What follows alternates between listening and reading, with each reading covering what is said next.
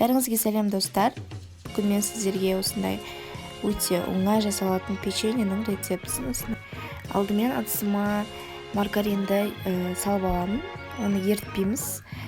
Бөлме температурасында ұстап саламыз. Сосын үстіне шекер салып, оны миксермен араластырып шығамыз.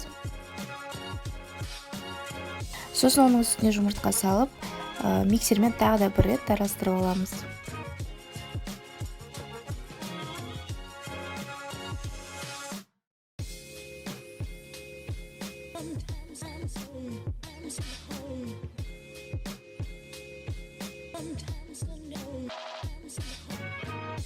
Және бөлек ыдысқа ұн мен какаоны саламыз. Оның үстіне тұз және крахмал саламыз.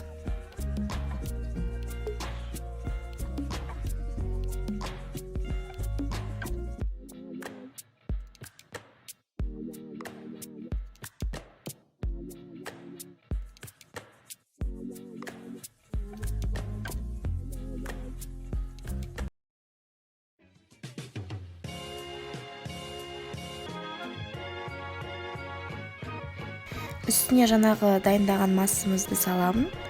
Сосын екеуін бірге араластырамын.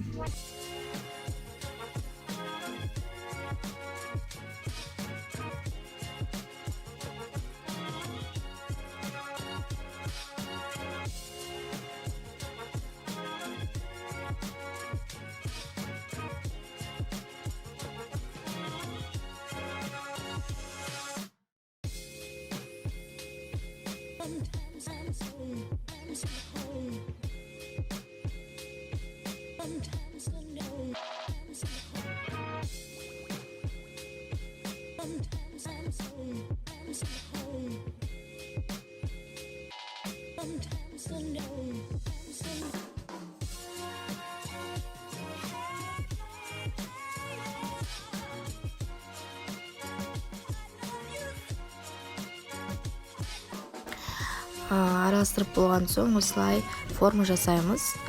Осылай жабысып тұруы қажет. Сахарный пудраға бір малып алып қойып шығамыз.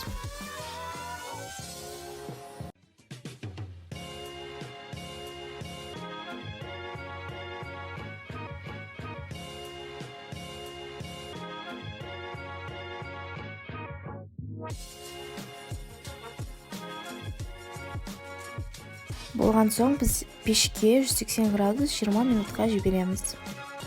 Печеньеміз дайын болды. Осылай бетіне сахарный пудра сеуіп қойдым. Сіздерге ұнады деген ойдамын.